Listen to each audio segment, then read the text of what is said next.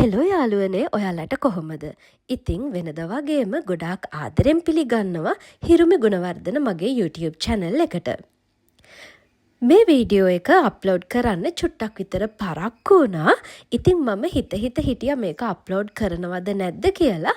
ඉතින් අන්තිමේදී මම හිතුවා කමක් නැහැ චුට්ටක් පරක්කු වුණත් මම මගේ වීඩියෝ එක අප්ලෝඩ් කරනවා කියලා. ඔන්න මේ වීඩියෝ එකෙන් මම අරගෙන එන්නේ මගේ ඊයර් ප්ලෑනර් එක හැදුණු විදිය. 2025 අවුරුද්ද ඉවර වෙලා දැන් අපි 2026 අවුරුද්දට ඇවිල්ලා ඉන්නවා. අපි හිතනවටත් වැඩිය ගොඩාක් වේගයෙන් කාලය කියන දේ ඉගිලිලා යනවා. අපි සමහරක් පහුගිය අවුරුද්ද ගොඩාක් සාර්ථකව නිමා කරලා ඇති. නමුත් සමහරෙකුට පහුගිය අවුරුද්ද ගොඩක් ප්‍රොඩක්ටිව් විදියට ගත කරන්න බැරුව යන්න ඇති. සමහර විට ඒ ගැන කනස්සල්ලෙන් ඉන්නවා වෙන්නත් පුළුවන්. කිසිම අරමුණක් නැතුව ඔහේ දවස් ගත වෙනවා කියලා දැනෙන්න පුළුවන්. හැබැයි අලුත් අවුරුද්දක් කියන්නේ අලුතින් ඉලක්ක හදාගන්න, අලුතින් සිහින දකින්න, ඔයාව අලුත් කරගන්න ඔයාට ලැබෙන හොඳම අවස්ථාවක්. ඉතින් ඒ වෙනුවෙන් අපි හදාගන්න පොතක් තමයි මේ ඊයර් ප්ලෑනර් එකක්. එහෙමත් නැත්නම් බුලට් ජර්නල් එකක් කියන්නේ. මම අද ඔයාලා එක්ක ෂෙයා කරගන්න බලාපොරොත්තුවෙන් ඉන්නේ ඊයර් ප්ලෑනර් එකක් හදාගන්න විදිය. අපිට අවුරුද්ද පුරාවටම ක්ලියර් ප්ලෑන් එකක් තියාගන්න, අපේ ඉලක්ක ලිඛිතව සැලසුම් කරගන්න, අපේ හීන දකින ජීවිතයට පියවරෙන් පියවර අඩිය තියන්න ගොඩාක් වැදගත් දෙයක් තමයි මේ ඊයර් ප්ලෑනර් එක. ඉතින් යාළුවනේ මාත් එක්ක එකතු වෙන්න කියලා ආදරෙන් ආරාධනා කරනවා මගේ ඊයර් ප්ලෑනර් එක හැදුණු විදිය බලන්න. මුලින්ම ඔයාලා දැක්ක වගේ මගේ ඊයර් ප්ලෑනර් එකේ කවර් පේජ් එක මම ලස්සනට හදාගත්තා. ඊයර් ප්ලෑනර් 2026 කියලා ලියාගෙන ග්ලිටරින් පෙන් එකකින් මාජින්ස් ටික ෂාප් කරගත්තා. ඔන්න මගේ ඊයර් ප්ලෑනර් එක ඕපන් කරපු ගමන්ම තියෙන්නේ විෂන් බෝඩ් එක. විෂන් බෝඩ් එක හදන විදිය සම්පූර්ණ වීඩියෝ එකක් මම මීට කලින් අප්ලෝඩ් කරලා තියෙනවා. ඒකේ ලින්ක් එකත් මම ඩිස්ක්‍රිප්ෂන් බොක්ස් එකේ දාන්නම්. ඔයාලා කැමති නම් ඒකත් බලන්න. ඒකේ මම ස්ටෙප් බයි ස්ටෙප් විෂන් බෝඩ් එක හදන විදිය විස්තර කරා. මම මෙතන පොඩ්ඩක් කියන්නම් විෂන් බෝඩ් එක ගැන. මේක ඇත්තටම රූප සහ වචන වලින් පිරුණු හරි සරල කඩදාසි පිටුවක්. ඒ වුණාට මේකේ ඇත්තටම තියෙන්නේ ඔයාගේ ජීවිතේ ඉස්සරහට බලාපොරොත්තු වෙන දේවල්. ඔයාගේ සිහින ඉලක්ක සහ ඔයා ලබා ගන්න කැමති ජීවිතයට ඔයාට පාර කියන ගොඩාක් බලවත් ටූල් එකක්. සරලවම කිව්වොත් අපි දකින හීන සාර්ථක කරගන්න අපි තියෙන පළවෙනි පියවර විදියට මෙන්න මේ විෂන් බෝඩ් එක අපිට හඳුන්වන්න පුළුවන්.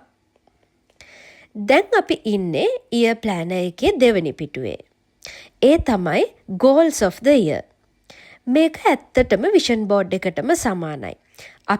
අපි ඇචීව් කරගන්න ඕන ගෝල්ස් තමයි මේ පිටුවේ අපි ලියාගන්නේ. මගේ විෂන් බෝඩ් එකේ තියෙන රූප වල ගෝල්ස්ම තමයි මම මෙතන ලියාගන්නේ. අපේ විෂන් බෝඩ් එකත් ඊයර් ප්ලෑනර් එකටම එකතු කරනවා නම් goals of the year කියලා පේජ් එකක් නැතත් කමක් නැහැ. මම හැබැයි මගේ පොත සම්පූර්ණ වෙන්න ඕන නිසා මේ පේජ් එක හදාගත්තා. 2026 අවුරුද්දේ මම ළඟා කරගන්න බලාපොරොත්තුවෙන් ඉන්න දේවල් මම මේකේ ලියා ගන්නවා. ඉතින් අපිට ඒක නිතරම පෙනෙද්දී අපේ හීන වෙනුවෙන් වැඩ කරන්න අපිට ආස හිතෙනවා. දැන් අපි බලමු ඊයර් ඇට් අ ග්ලෑන්ස් පේජ් එක හදාගන්න විදිය. ඊයර් ඇට් අ ග්ලෑන්ස් පේජ් එකෙන් මූලිකවම කෙරෙන්නේ මුළු අවුරුද්ද පුරාවට අපිට තියෙන විශේෂ දවස්වල ක්වික් ඕවර්විව් එකක් ඔළුවට දාගන්න එක. මෙතනදී මම ජනවාරි ඉඳන් දෙසැම්බර් වෙනකන් කැලෙන්ඩර් එක ස්ටිකි නෝට්ස් වල වෙනම ලියාගෙන නිවාඩු දවස් වෙනම ඒකේ මාක් කරගන්නවා. මගේ පොතේ පහළට 1 ඉඳන් 30 හරි 31 හරි වෙනකන් අදාළ විදියට දින ටික පහළට ලියා ගන්නවා. මෙතනදී අපිට පුළුවන් අපේ සමීපතමයන්ගේ උපන්දින, විවාහ සංවත්සර, අපිට සහභාගී වෙන්න තියෙන වෙඩින්ග්ස්, බර්ත්ඩේ පාටිස්, ඒ වගේම අපේ බැංකු මුදල් තැන්පතු කල්පිරෙන දින, අපි වාහනවල දුම් වාර්තා, ආදායම් බලපත්‍ර අලුත් කරගන්න ඕන දවස් වගේ දේවල් ලියලා තියාගන්න. එතකොට මේ දේවල් මග ඇරෙන්නේ නැතිව නිවැරදි දවසට නිවැරදි වෙලාවට අපිට කරගන්න පුළුවන්. අපි ගොඩක් වෙලාවට මේ year at a glance page එකේ annually repeat වෙන දින විතරයි ලියාගන්නේ. ඔයා මීට කලින් අවුරුදු වල කරපු journal books තියෙනවා නම් ඔයාට පුළුවන් මම වගේ 2025 journal එක පෙරලලා ඉක්මනින්ම මේ year at a glance page එක සම්පූර්ණ කරගන්න. ඉස්සරහට එන දවස්වලට කල්තියා සූදානම් වෙන්න මේ year at a glance page එක අපිට ගොඩාක් ප්‍රයෝජනවත් වෙනවා. ඊළඟට මම හදාගත්ත page එක තමයි month at a glance page එක. මම මෙතන ආයෙත් ජනවාරි මාසේ කැලෙන්ඩර් එක ලියාගෙන 1 ඉඳන් 31 වෙනකන් දින ටික පහලට ලියා ගන්නවා. year at a glance page එකේ ලියාගත්ත දින ටිකට අමතරව ජනවාරි මාසෙට මොනවා හරි විශේෂ දෙයක් තියෙනවා නම් ඒවා මම month at a glance page එකේ ලියා ගන්නවා.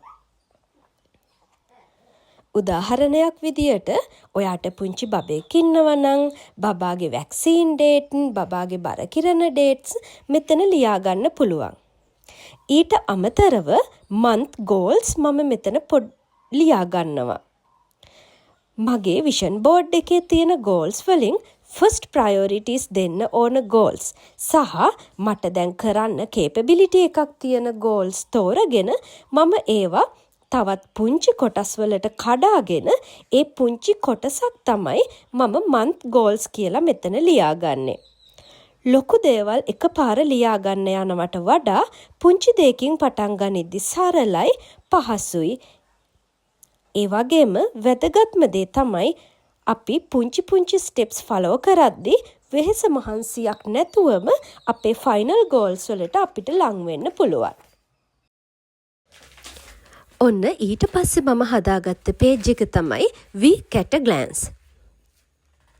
මේකෙන් මම කරන්නේ ජනවාරි මාසය සති 4කට වෙන් කරගෙන ඊට පස්සේ මම ලියාගත්ත ගෝල්ස් වලින් පළවෙනි සතියට දෙවෙනි සතියට වගේ කරන්න ඕන දේවල් වෙන් කරගන්නවා.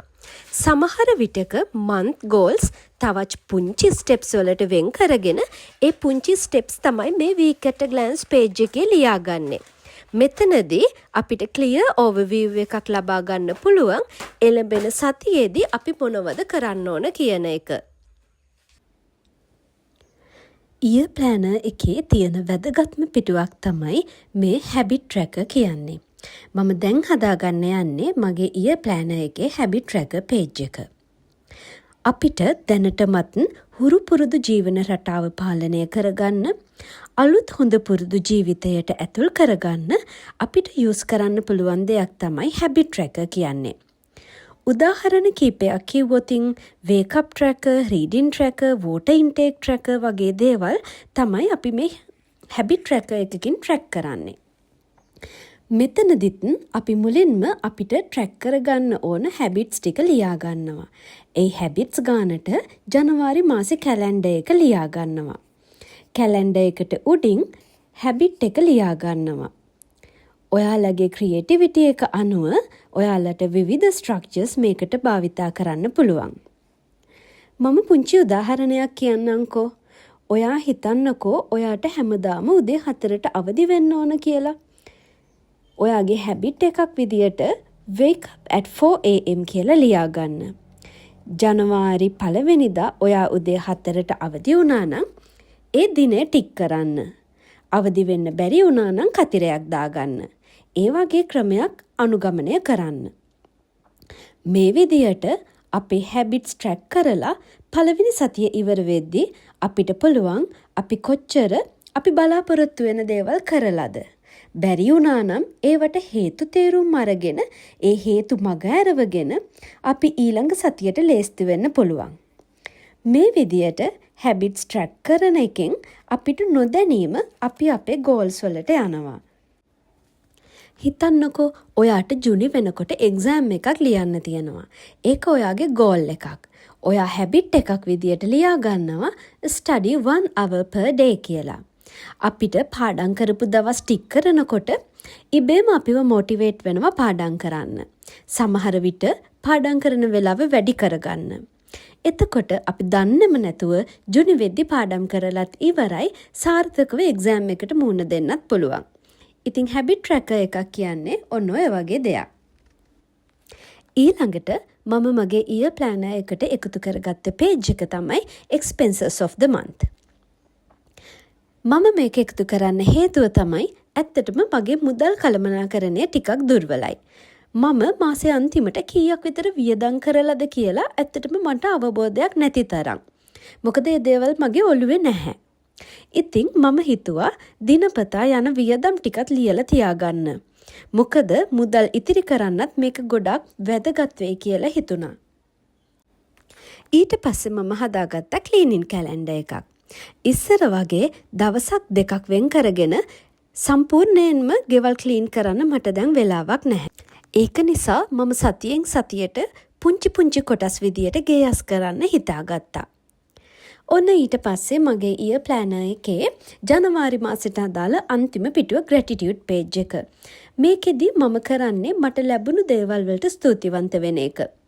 ඔයා ටිකක් නෙගටිව් තෝට්ස් තියෙන කෙනෙක් නම් මේ ග්‍රැටිටියුඩ් පේජ් එකක් මේන්ටේන් කරන එකෙන් ඔයාට පුළුවන් ඔයාගේ පොසිටිව් තෝට්ස් වැඩි කරගන්න.